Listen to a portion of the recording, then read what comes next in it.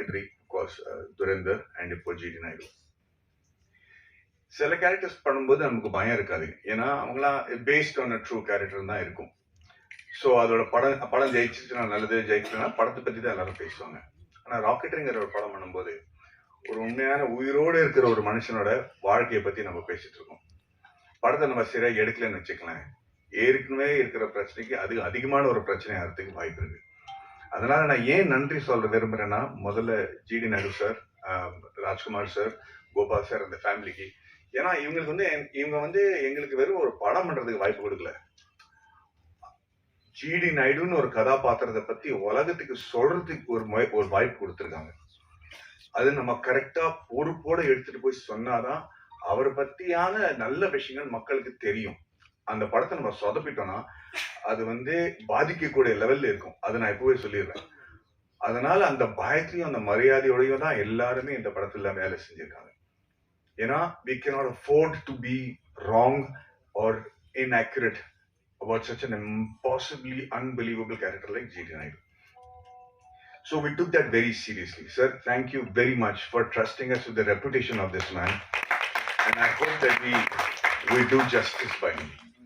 இரண்டாவது வந்து நான் ஏன் நன்றி இதுல சொல்றேன்னா, இந்த விழால மக்கள் வந்து இந்த படத்தை ஏன் பார்க்கணும் அதை பத்தி தான் நான் இப்ப பேச விரும்புறேனே தவிர, நன்றி அப்புறம் நான் சொல்லிக்கிறேன். பட் ஏன் இப்போ இந்த நன்றி சொல்லணும், இதுலயும் ஏன் மக்கள் வந்து படத்தை பார்க்கணுங்கிறது இருக்கு. அது அடுத்தது வந்து அரவிந்த் சார். அரவிந்த் சார் நானும் எப்ப பார்த்தாலும் அப்படியே உட்காந்து இருப்பாரு, தூங்கிட்டு இருக்கிற மாதிரி இருப்பாரு, அண்ணா எல்லாத்தையும் கேட்டு இருப்பாரு அவரு. நானும் அவரும் கிட்டத்தட்ட 23 வருஷமா ஒரு ஃப்ரெண்ட்ஸா இருந்திருக்கோம். என்ஜினியரிங் மேல எனக்கு எவ்வளவு ஆர்வம் இருக்கோ அதுக்கு 10 மடங்கு மேல அவருக்கு நாலேஜும் இருக்கு, ஆர்வமும் இருக்கு. நான் என்ஜினியர் கிடையாது, நான் படிக்கல, என்ஜினியரிங் படிக்கல, ஆனா இன்ஜினியரிங்கோட மிகப்பெரிய ஃபேன். அதனால எனக்கு என்னோட எக்ஸைட்மெண்ட்டுக்கு வந்து ஒரு துணையா இருந்தது வந்து அரவிந்த் சார் தான். பிகினிங்லயே வந்து ஹெலிகாப்டர் எப்படி பண்ணணும், அது எப்படி பறக்க வைக்கணும், ஆர்சி ஹெலிகாப்டர்ல, உண்மையான ஹெலிகாப்டர்ல ஆர்சி ஹெலிகாப்டர் பிளேன்ஸ் அதெல்லாம் பறக்க வைப்போம். அதுலயே கீழே வந்து என்னோட போனை ஒட்டி அது எப்படி ட்ரோன் ஆக்குவோம், மேல இருந்து எப்படி போட்டோ எடுக்க முடியும் அப்படின்னு நிறைய எக்ஸ்பெரிமெண்ட்ஸ் நம்ம பண்ணிருக்கோம். ஆனா அவர் ஒரு சினிமாட்டோகிராஃபர், ஒரு டிஓபி, நிறைய படங்கள் பண்ணிருக்காரு. இவ்வளவு நல்ல ஃப்ரெண்டா இருந்த கூட நானும் அவரும் சேர்ந்து வேலை செய்யறதுக்கு வாய்ப்பு கிடைக்கல.